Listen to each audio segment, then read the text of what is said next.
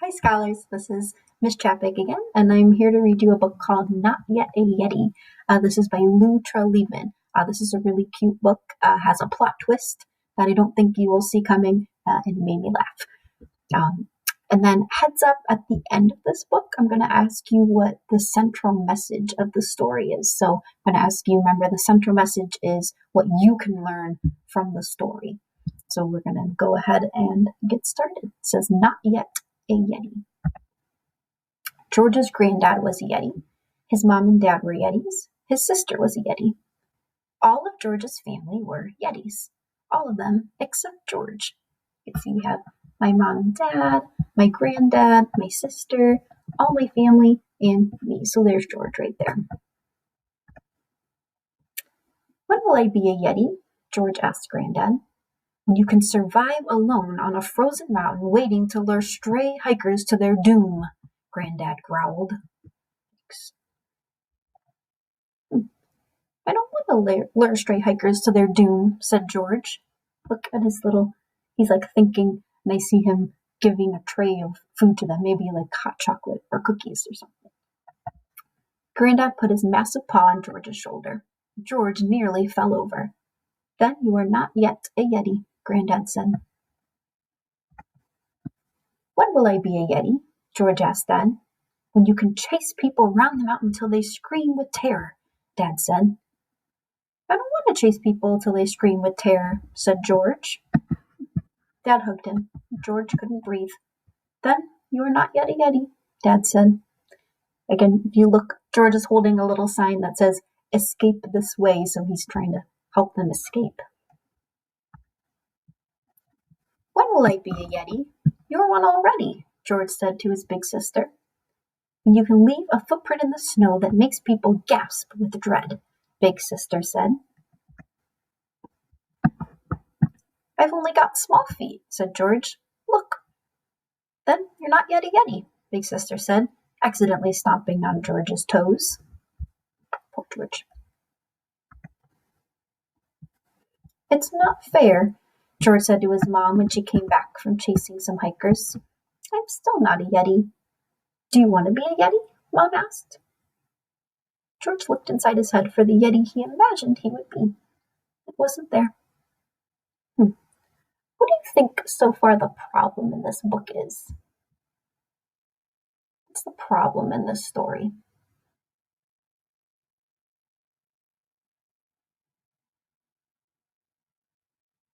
I'm noticing that George keeps asking the same question, like, when will I be a Yeti? Like, he wants to be a Yeti like the rest of his family, but now Mom's asking him, do you want to be a Yeti?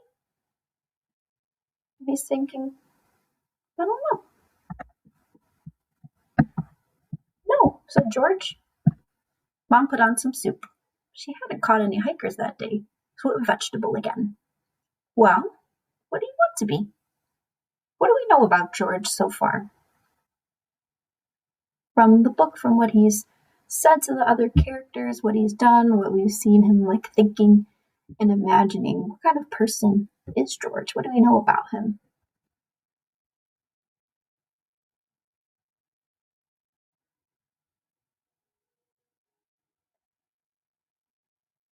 I've noticed that while the rest of his family is trying to like scare these hikers away and scare people and like eat them, that George is instead like giving them cookies and milk and helping them escape and kind of being like a nice person to them instead. So I'm thinking that he's like a really kind, helpful person that is showing me from what he's done in the book and what he's said in this book so far. So I'm wondering, what does he want to be? He doesn't want to be a Yeti. George looked back inside his head. Finally, he saw it. I want to be a unicorn. This is so cute. Mom stopped stirring. Are you sure? Yes, said George. I'm not a Yeti. I'm not even not yet a Yeti. I'm a unicorn. Oh, look how cute this page is, and it's so happy and colorful. And Mom looks confused. As George spoke, A sparkly horn appeared on his forehead. His arms and legs grew hoofs. A mane and tail swished onto the bits where manes and tails go. Oh my gosh. Derek! Mom yelled.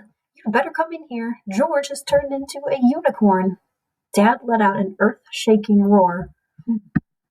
George took a deep breath. Dad, I don't want to frighten people. I want to help them. And I'm not Yet A Yeti, and I never will be. So cute. Got a little heart. Dad scratched his furry head. Well, he said, we do love chasing hikers, but if we keep beating them, they'll become extinct. So maybe we could chase them, and you could rescue them?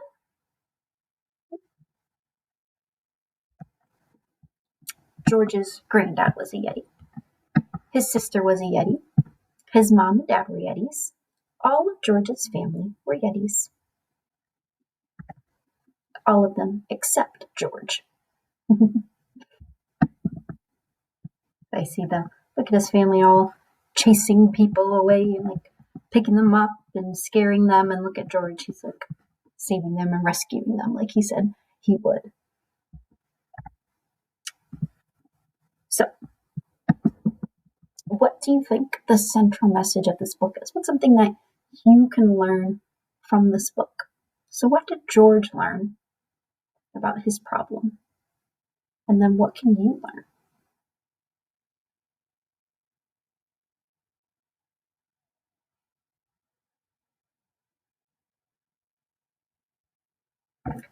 So I think George learned that it's okay to be different from his family. It's okay. He doesn't need to be a Yeti. He can be a unicorn instead. But of course, you're not going to learn that you could be a unicorn because I don't think we can turn into unicorns that I know of. So what can you learn from this story? Not that you can be a unicorn if you want. What can you learn?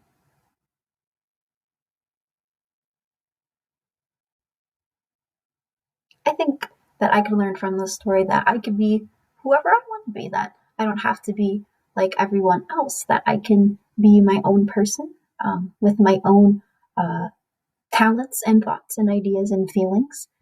Just like George kind of learned that he could be his own thing as well. Um, so that's it. I hope that you liked this book. I thought it was really cute, especially this page with all of the unicorns and everything. I just wanted to go back to that for a second. So, anyways, I hope you all have a good week again, and I will see you next week.